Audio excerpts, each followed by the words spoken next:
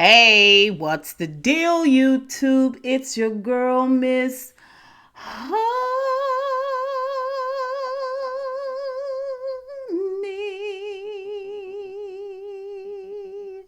Welcome back to the channel. Welcome back. It is your girl, Miss Honey, here for another Queen Sugar review.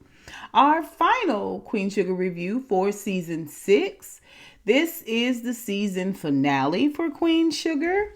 And it is the episode we've all been waiting for, just to see if things were going to pan out for the Bordelons.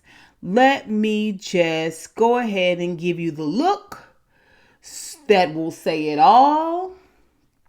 In terms of how I felt about this episode.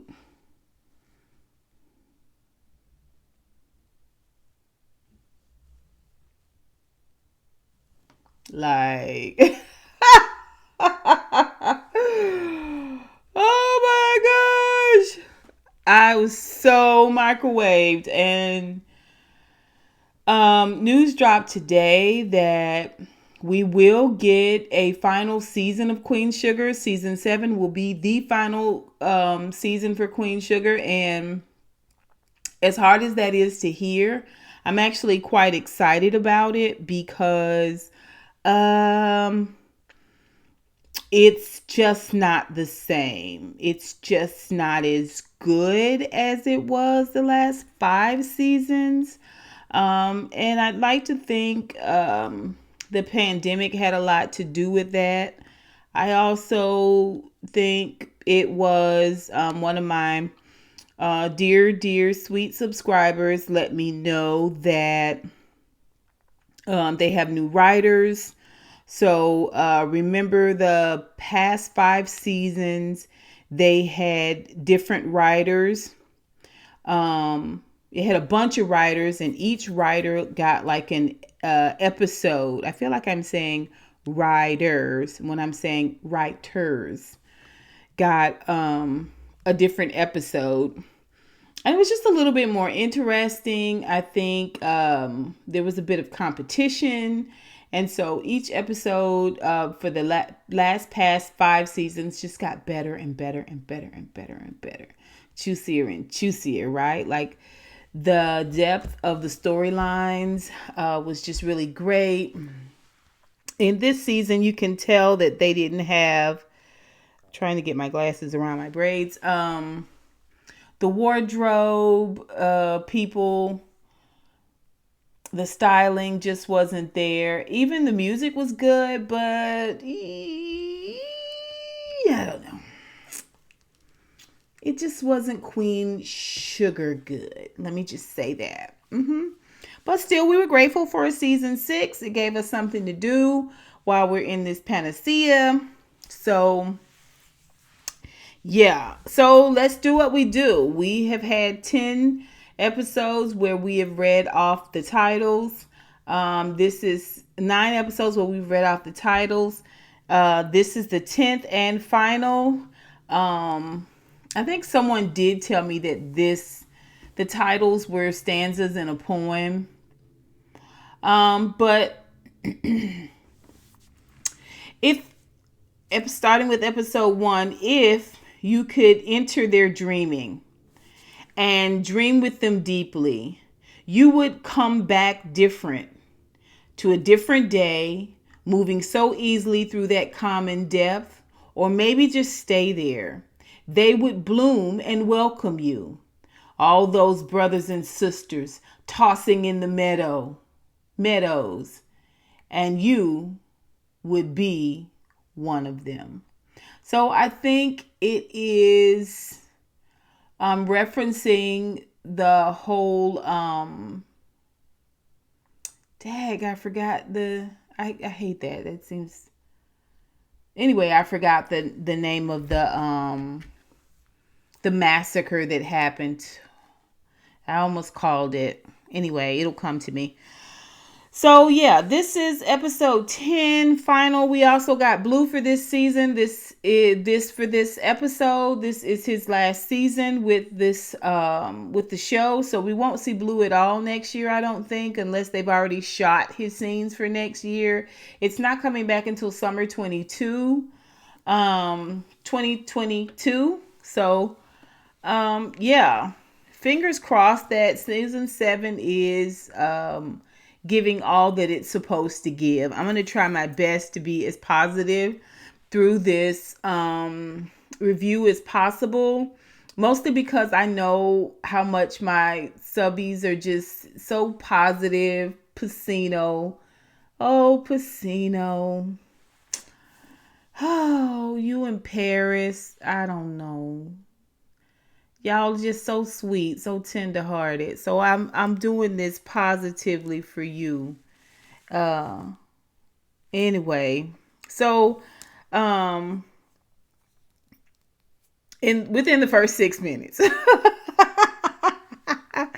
Hollywood is on a mission to find Theo who set Ra up. We don't know it at the time. Vi's packing him up a lunch and some sandwiches. He's going on a road trip. Evidently, he done heard tell that Theo's down in another Paris somewhere, and he's gonna go down there and root him out, child.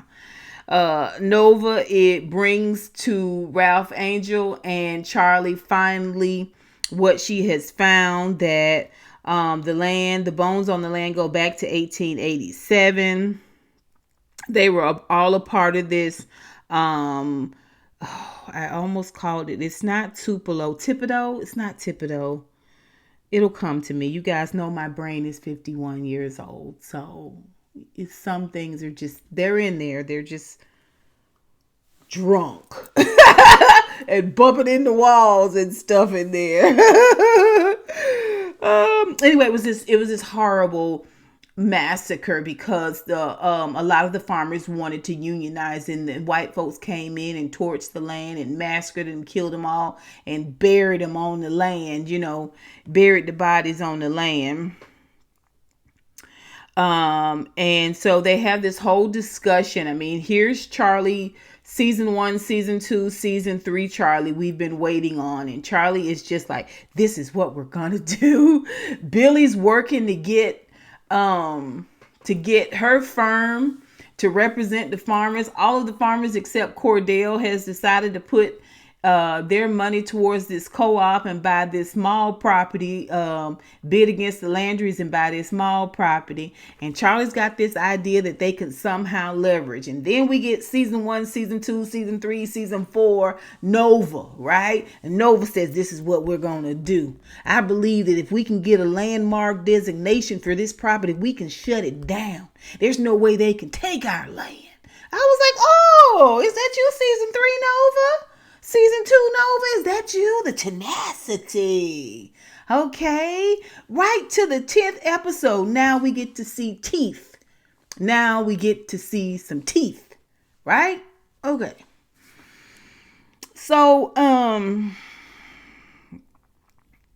they formulate a plan. They just got to get Cordell on board, get his money, then they can bid against. And in the meantime, Nova's going to work on getting the landmark designation. That night, Dominic comes over. We're still 6 minutes in, right? Dominic comes over and he done drove all the way down to Baton Rouge for some brownie points. Oh, and to get her landmark designation. He had some friends and a place over there, around through there, up, over, and through. And he was able to get the landmark designation. Very difficult to get. The line's around the corner. You know what I'm saying? They don't just give it out willy-nilly, right? But we're putting the bow on some things. We're wrapping some things up. So yeah, they got their landmark designation. It is a Bordelon win, which is what we wanted. We wanted a Bordelon win. We didn't want it to just be passed out in the last episode. But we'll take it. Yeah. Oh, yeah. So, let's see. Then we get to see where Hollywood is undercover and shaking down folks for information in a pool hall. He learns that Theo is one town over, and he heads off that way. Now he's doing a tough guy routine. You gonna tell me what I want to know? I'm gonna break your jaw. And the guy's like, oh no, please don't break my jaw. And he's like, yeah, sucker. And they give him his information and he heads on off. We see where Vi and Blue are rekindling their friendship and their love. It's a super cute moment. Charley calls Vi and says, hey, Vi, I got some ideas about how we can get these Landry scandals. And Vi was like, count me in. She was like, can you get Sam Landry to come down to the diner? And Vi said, consider it done. And she was like, yeah, we're gonna get these suckers, this Charley. And Vi was like, we sure are. So then we see Prosper and Billy. Billy gives Prosper his flowers, lets him know that she and her husband kind of just been like friends, living in the house. Like their relationship is fizzled out. It's kind of time. I'm so uninvested in what Billy is talking about. Like, I'm just like, Billy, what is you doing? What is you doing? I mean, come on, girl, get your room together. Come on, just move on in. Like, why is we wasting dialogue on this? I just don't understand it. Shout out to everybody who went and looked up who Marilyn McCoo and Billy Davis was. Yeah, they look like Marilyn McCoo and Billy Davis. I'm just saying, yeah. That tickle me. He was like, come on home, baby. You always welcome home. Then we get to see Isaiah and Micah. Micah offers Isaiah a peace offering. And then they have the weirdest conversation where Isaiah says, he gives him the picture, the one where he's kind of laying on Isaiah's shoulder. And Isaiah says, thank you. I can't believe you're giving this to me. Yeah, I guess I'm apologizing, Micah. Isaiah says, I guess I'll accept your apology. Hey, I got to get to class, but we should talk later about what's going on with you and how you're feeling and why you're feeling the way that you're feeling. And then Micah's like, yeah, you know what? Maybe later we can talk a little bit about how I'm feeling and why I'm feeling the way I'm feeling. I was like, okay, never mind. Whatever. Anyway, Darla and Ra learn about the farm, that the farm is saved. Ra expresses his gratitude for the second chance, and this time he's not going to lose the land. Okay, then we get to see where Darla and Ra talk to Cordell. He's the last holdout of all the farmers. All the other farmers have put the money that they got in, like $40,000 each, I believe it was. Or was it 40 and 20? I think it was 40 grand each, $45,000 each. They're going to pool all of their money, all of the St. Joe farmers, to become a part of this co-op and have a large amount of money in order to buy up the town, right? And Darla gives it to us again. This is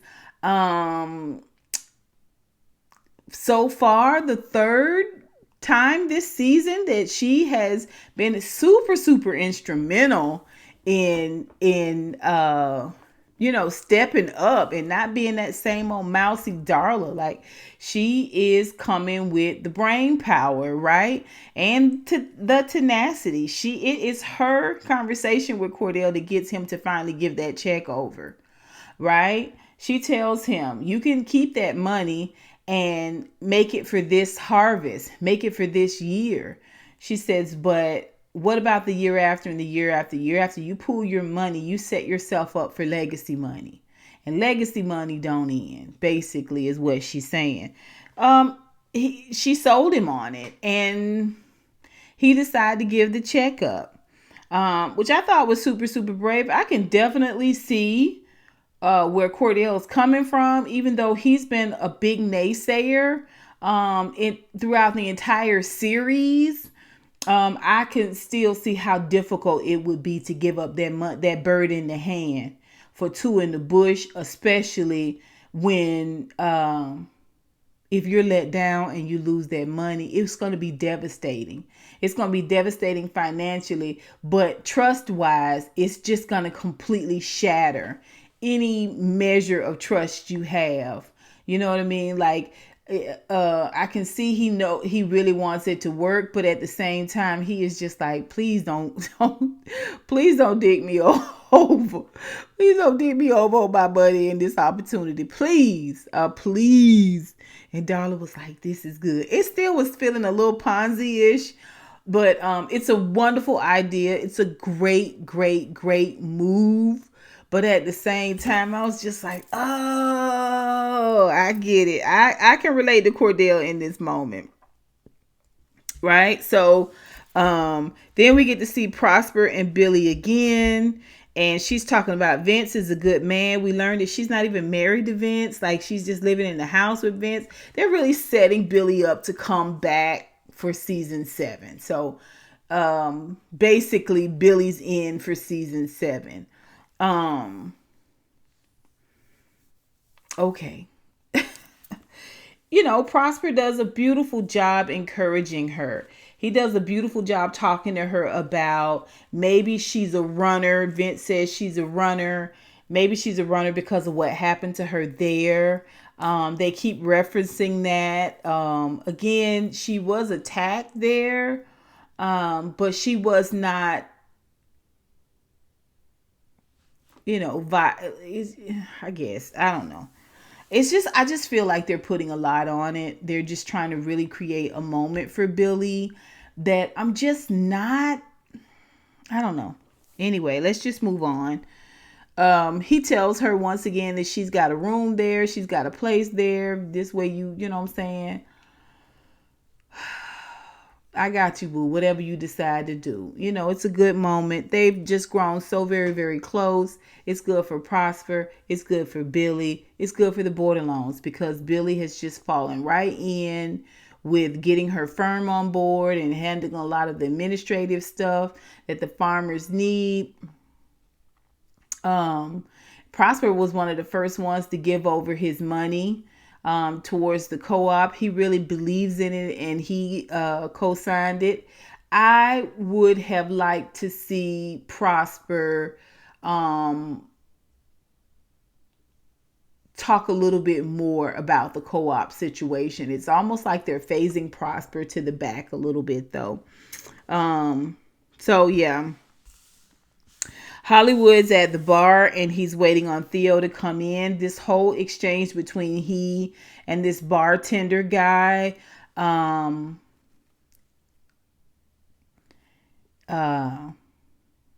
Yeah. So the bartender lets Hollywood know that Theo comes in 3 nights a week and he usually comes in right before closing. So Hollywood waits on him. We get to see Micah and Isaiah finally have the conversation. They walk and they talk. Micah has decided that he is not gay, that he is emotionally attracted to Isaiah, but not sexually attracted to Isaiah. Isaiah doesn't really care either way. And they both have love for each other, right? Like, it was this whole Micah thing was a statement. It was a statement, I guess, about how black men can love, how men can love like women love, hold hands and be, loving and kind to one another and it not be sexual. I did a whole video earlier today about my friendship with a good friend of mine. And this idea that I'm single at my age, never been married, no children, implies to a lot of people that I'm gay. So I get the point of this whole situation with Micah. I do. I think the actor that plays Micah definitely kind of pushed the envelope, even in up to the very last scene with Isaiah. He looked like he was gonna kiss Isaiah. The actor himself was really into this role. He is gay in his real life. And I just think he was kind of pushing pushing the envelope with the physical part of his acting, because I mean, he was looking at okay, so just to give you an idea of what I'm talking about. In the next scene, we see Dominic, and Dominic comes clean about really liking Nova and just really wanting to be respectful, and how much she deserves a good man. He wanted to be that good man for her. And she tells him that she has grown, she has worked on herself, and it's not just about a physical connection, but she wanted a deeper connection. And, you know, she feels like she's in this place right now where she's sure what she wants and who she is. And they kiss. It was a good kiss, too. It's, in my mind, I felt like Micah and Nova could have switched storylines, right? They could have switched the dialogue. Their end of season dialogue, they could have switched it. Right? The conversation that Micah and Isaiah had, Billy and Dominic could have had it, right? It wouldn't have been no big deal for us, right? The kiss and the passion and the pledging of love, it was almost like that should have been Isaiah and Micah's storyline, because that's what it was giving me. That's what they've given us all this season. Not really all this season either. I would say a good part of this, 10 episodes, I would say the last 5 episodes, they've been teasing this Micah maybe gay situation, right?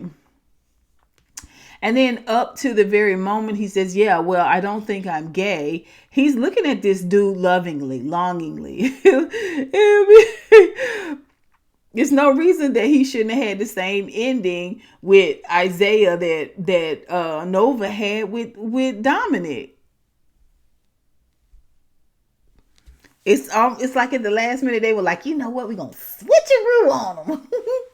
So yeah, Micah's whole thing with Isaiah is just a way to have the conversation about male intimacy that doesn't involve sex, right?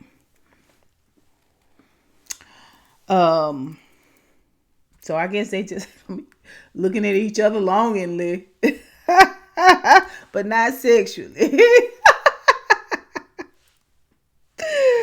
Okay, so Dominic and Nova's kiss was a good kiss, right? Charley talks with Davis on the phone. He's calling from the front yard, basically. They have a picnic in the front yard. He wants to sleep under the stars, blah, blah, blah. Davis. She decides to put herself first and her needs first and her wants first. And Davis humbly supports her in her desires. Whatever you want to do, Charley, I'm here for you. You supported me. I support you. And Charley invites Davis to be her husband and roommate because he sees her. He gets her. I was like, oh, that is nice. That is so sweet. Davis says his prayers have been answered, so Davis got his prayers answered. That was real cool. And then Ra and Blue call Prosper on the phone and tell him about the Cordell's money was in, and they all a go for buying this property. And the co-op situation is going to be real good. At that moment, Darla comes to the door and her water has broken. It's an exciting moment. Then we get to see Charley and Vi and Parker down at the diner. You can tell that they're social distancing. Parker is not too long post-birth. I don't know what it is you call after the birth. She done had a baby child, and it ain't been too long ago. She's still puffy. Okay, and they were staying 6 feet away from her. Everybody was. The way they had it kind of set up, you could tell that they were social distancing. So from what I gather, the scenes probably were shot throughout the season. Were shot at different times in different ways. I think that probably was a big reason why there was such a disconnect with the stories, the storylines, the characters. Um, Needless to say, so she comes in this beautiful blue dress. She's a beautiful girl either way. She's a really, really pretty girl. And they're snippy at each other. Snippy, snippy, snippy. And she comes in and she is just like, what is this all about? You call my daddy down here. I told my daddy, this is my business. I'm going to handle it. So, biggest win of the Bordelons life on TV, basically. And Landry isn't even there. It's his daughter, Parker, who we only just met last season, briefly part of this year. So she comes in, she got a little handbag there, and they lay it on her. This is what you're going to do. You're going to give my family land back. She was like, I ain't giving nothing back. We going to get this land. You might as well get that off your, they show her the landmark designation. They've got this landmark designation, and basically the land is useless. They can't build on it because it's considered a landmark. What am I going to do with a useless piece of property? Oh, well, you can always give it back. Oh, no, we gonna get it. We gonna get this property. And Charley is like, listen, you just fighting the inevitable. She was like, I'll show you the inevitable. Ralph Angel's going to jail. It's at that moment that Hollywood walks in with Theo. And Theo's got some bruising and stuff on his face, which is supposed to imply that Hollywood roughed him up real good and got him to tell the truth. And he just tells Parker, I'm gonna tell how you use me. And Parker's like, you will shut your mouth. You will shut your mouth and you will do as you told. You're not gonna use me again. I'm telling everything. And I'm helping to clear Ralph Angel's name. And you're gonna stop using me and mistreating me. You don't want to rub me the wrong way. You don't want me to tell all the stuff I know. It's enough to back her all the way down. So she concedes, this is what we're going to do. We got enough money to buy y'all out of this whole mall deal that y'all going to get, that y'all trying to get, right? If we can't buy you outright, we'll stall you enough and bleed you dry trying. Or we'll bleed you dry while you try to win the property. Or you can just give us the Bordelon's land back and sign it over and be done with it. And if you make any fuss about Ralph Angel, we will have you charged with entrapment, right? And Aunt Vi said, this is our land. The farmers are tired. We are sick and tired of fighting like this, and we've been fighting y'all since the beginning. Y'all not gonna keep coming in and taking our land and thinking y'all rule over this town. It stops here. It stops today. So it's this really triumphant moment, for the Bordelons. I mean, just super, super neat bow. Just absolutely super, super neat bow. So like, yay, they got the land back.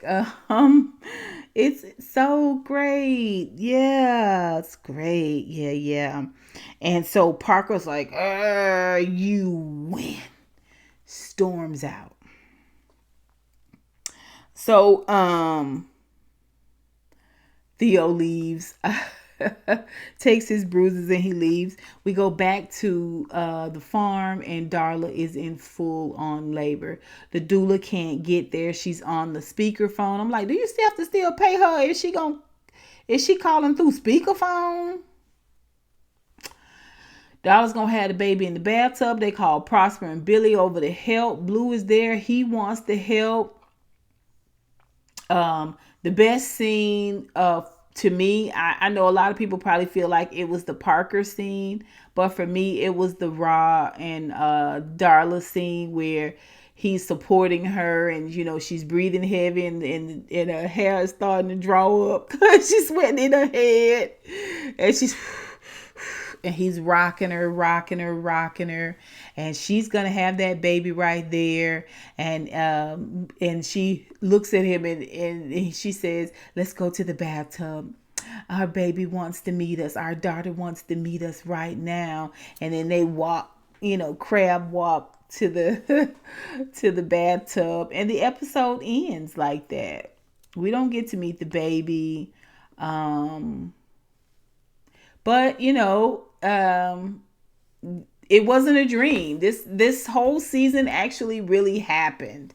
So I was definitely wrong about that. Should it have been a dream? In my opinion, yes. I think it would have been much more interesting writing. I think it having been a dream would have offered some great content for the last season. Um, I'm not really sure what season 7 is going to look like. I'm not really sure, even though if it's the final season, if we're going to get, some good, full, engrossing episodes. I don't have a lot of hope for that.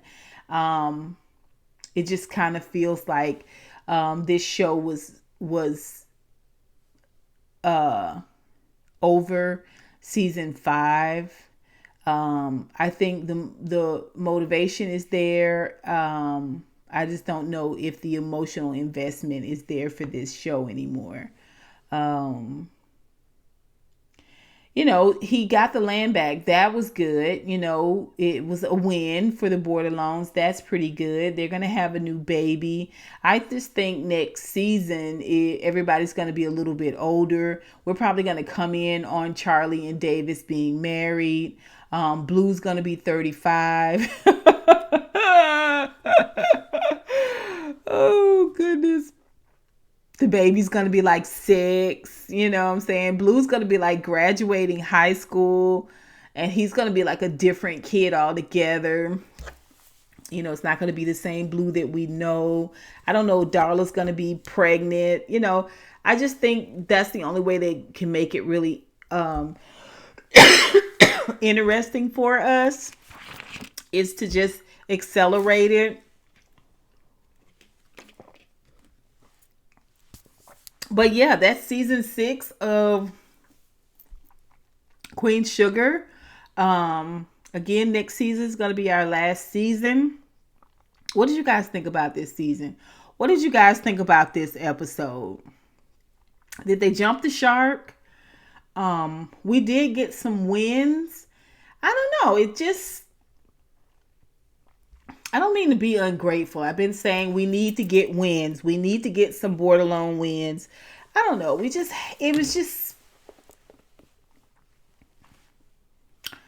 just kind of phoned in for me. Honestly, I wasn't as moved. I did get slightly misty-eyed with Ralph Angel and Darla when she was going into labor. I thought that was a really beautiful scene. It was very, very season 4 down to 1. Season 5. It gave me nostalgic Queen Sugar. But yeah, y'all tell me what y'all think. Y'all put it down below. Micah's not gay. I mean, I don't know if Micah knows. I don't know if that's what. Okay. Y'all tell me what y'all think. Y'all put it down below. I feel like Ra and Prosper were 2 men that had intimate relationship. I think Hollywood and Ra had a close, intimate relationship. They were always hugging, and I don't know. Y'all tell me what y'all think of this episode. I'll sit there for the 3rd time.